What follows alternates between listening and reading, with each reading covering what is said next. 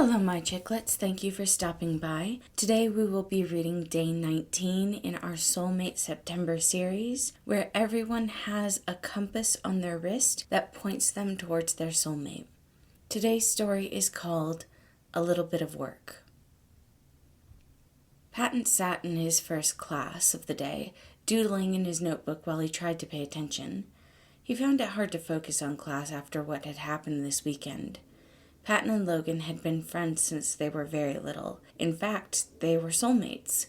However, Patton was beginning to realize that Logan didn't know this fact. They had stayed the night at each other's house plenty of times before, but Friday night Logan had confessed that he had never looked at the compass on his wrist. He was scared. Logan's biological parents had not been the best of people. They had always been fighting and arguing, and poor Logan had gotten caught up in the middle of it. The two of them had also been soulmates. Logan was afraid that any relationship he got into would end the same as theirs did, with collateral damage on innocent bystanders. Now that Logan had said something, it made a lot of sense. Patton had never told Logan that he was aromantic, but he thought Logan knew. Plenty of times they talked about what they wanted in a relationship, and when Logan wasn't worrying about falling into the same future as his parents, he was a hopeless romantic. Patton wasn't. He liked the idea of being with someone that he could depend on for the rest of his life, but he wasn't looking for the romance.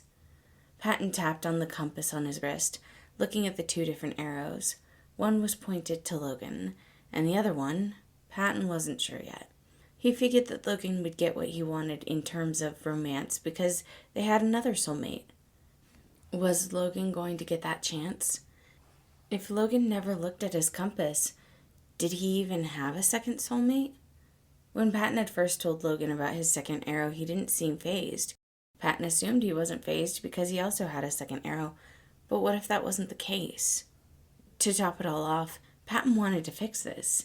He wanted to fix the situation that left Logan too afraid to look at his own compass, but he knew that it was bad for him to try and take on that responsibility. "Patton Hart, are you paying attention?" He wasn't. He'd been trying to, but he really wasn't. "Sorry, ma'am. My mind wandered." His teacher seemed to appreciate his honesty because she nodded but didn't say anything more on the matter. Going back to her lecture. Out of the corner of his eye, Patton could see Logan looking at him with a mildly worried expression, and Patton just smiled, holding his thumb up. Logan liked to say he was stoic, but Patton could read him like a book. He knew that Logan didn't believe that he was okay, but that was a conversation they could have at lunch. Patton looked back down at his notebook, trying to once again rein in his focus. He didn't get a chance as a new person walked into the classroom with a note. He handed it over to the teacher and she quickly looked it over. "Thank you for this. Class, we have a new student today. Would you like to introduce yourself or just sit down?" "I have no qualms introducing myself. Hello, all of you lovely humans. My name is Roman Prince. I have two soulmates who I adore, though we have not yet met. I am an actor, singer, and a lover of all theatrical arts. It is a pleasure to meet all of you." Patton smiled. Roman seemed like a wonderfully fun person to be around. He wrote a note to Logan and tried to slyly slip it to him. He wanted to make sure that Logan was comfortable with Patton inviting Roman to join them for lunch. Logan gave him a curt nod, and Patton smiled. He was excited to make a new friend. When the school bell rang for the end of class, Patton bounced up, quickly walking up to Roman. "Hello, my name is Patton, and I just wanted to invite you to eat lunch with us if you don't have anyone else." Roman looked up at Patton and smiled brightly. "Thank you. That is a gracious offer, and I would appreciate that." Roman looked down at the compass on his wrist, and his brow furrowed as he began to move his arm a bit, realizing that one of the arrows was pointed to Patton. "And it looks as if I am your soulmate. Do you have another, beautiful sir?" "I do," Patton said, eyes flickering to Logan. "What's your next class?" "Music with Miss Hailstorm." "Perfect. Me too. I'll take you there."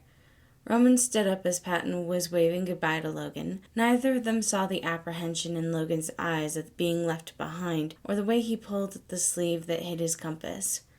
They were too wrapped up in getting to know one another. We both have a secondary soulmate. I wonder if that means that it is the same person. Roman had a dreamy look on his face. Roman, I should tell you, I know who my other soulmate is, and he isn't super comfortable with the idea of soulmates, or relationships in general, and I'm aromantic. Wait, does that mean you don't want to be together? No, that just means I'm not looking for the romantic side of things. I'm not big on going out on dates or kissing or hand-holding. At least, that's what it means for me. It can mean different things for a lot of people. Roman looked a little disappointed, but then the smile came back to his face. Well then, our friendship shall be legendary, he said with a happy smile, and Patton smiled back. Do you think my other soulmate will want to be involved romantically? It was a lot to discuss, and Patton didn't know what the future held for them, but Roman looked so hopeful. I'm sure fate wouldn't have left you without the thing that will make you the happiest. You give very dad-like advice, he teased, and Patton smiled happily. Well, that's because I'm a dad, he teased back, and the two of them fell into a comfortable conversation. Patton was excited for the rest of the day, making focusing even harder. He was excited for Logan to meet Roman, actually meet him, and get to know him. They were going to have a couple of things in common, and Patton just hoped that meant that everything would work out. He smiled and waved to Logan, ushering Roman over to him as they all sat down for lunch. Logan, guess what I found out? Roman likes Hamilton, just like you, he said, trying to spark a conversation between the two of them. That is fascinating. What is your favorite part? Obviously, the music. That's the best part of the show. I am more in favor of Lin-Manuel Miranda's ability to weave a narrative that is mostly historically accurate, though there are some points that are debated. Oh, wow. You're a nerd, Roman said, and Logan frowned. By dictionary definition, you are calling me a foolish or contemptible person who lacks social skills or is boringly studious, correct? About that, but it sounds so much worse when you say it like that. I meant it more as a term of endearment. Roman's voice faltered at the end, and Patton could tell this conversation was going down fast. Hey, Logan, look, did you see Roman and I are soulmates? Patton thought that might lift the mood up a bit, at least show Logan that Roman couldn't be all bad if he and Patton were meant to be together, but Patton really should have known better. He watched as Logan's body stiffened, and he grabbed at his wrist, quickly standing up. I must go study. Logan, wait! He was already gone, walking off as Patton watched his frustration fall into sadness. They had literally just discussed this. He should have known better than to bring it up. Heckety heck, 5 apples in 1 peck, what did I do? Roman asked, looking between Patton and where Logan had retreated. It's my fault, Patton said, trying not to let himself tear up. I just want him to be happy, but I keep messing up. Roman frowned, trying to piece together what was happening before he looked at his compass, one arrow pointing off towards where Logan had been, while the other still sat pointed towards Patton. Patton, is Logan your other soulmate? Patton nodded. I thought if I could show him that the two of you could get along, he wouldn't be worried about being in a relationship. Worried? Patton nodded. And though he normally wouldn't go spreading around Logan's private business, he didn't know what to do, and it had been weighing on the back of his mind all day while he pushed it away with his faked excitement. I'll go talk to him. Maybe you shouldn't? No, I should. I offended him, plus I think I know something that might help. Patton sniffled but nodded, telling Roman where Logan would be after school. Then it was just a waiting game. Roman did not like to admit when he was wrong. It was a difficult thing to do, and he had his pride, but thinking back to Patton's sad, pleading eyes, Roman knew he would have to swallow it. Logan, may we talk? I don't believe we have anything to discuss. Actually, we do. Patton. That caught Logan's attention, and he straightened up. I have no intention to get in the way of your and Patton's relationship. And I have no intention of getting in the way of the relationship you have with Patton. Logan looked at him surprised. You two are close, that much is obvious, and I don't intend on getting in your way, especially since I believe you were meant to be together platonically. Logan's eyebrow rose, and Roman held out his hand. Can I see your wrist? He was confused, but held out his hand to Roman, but not the one that held his compass. The other hand, he said softly, and Logan hesitated. I'm not trying to force anything. I just want to prove a point. Logan took in a breath, but then held out his arm. He was shaking a little bit, but Roman's hand was firm and gentle as he pushed Logan's sleeve up.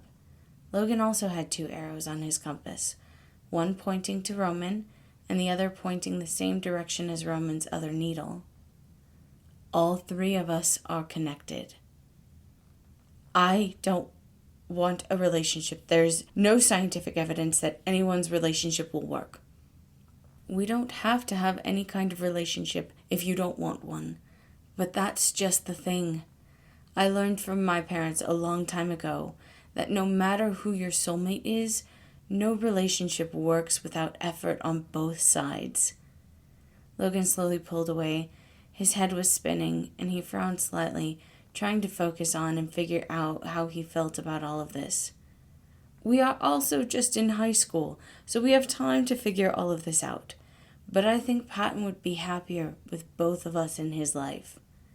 Logan knew at least that much was true. I'll leave you alone for now. Roman stood up and began to turn away, but looked back at Logan for one last comment. And nerd really isn't a bad thing.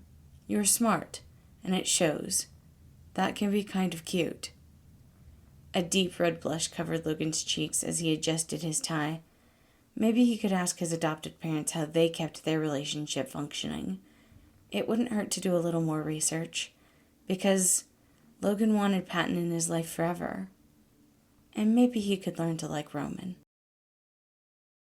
Thank you for listening. Again, this story was day 19 in our Soulmate September series, A Little Bit of Work. I do hope you all enjoyed it, and I hope you have a wonderful day.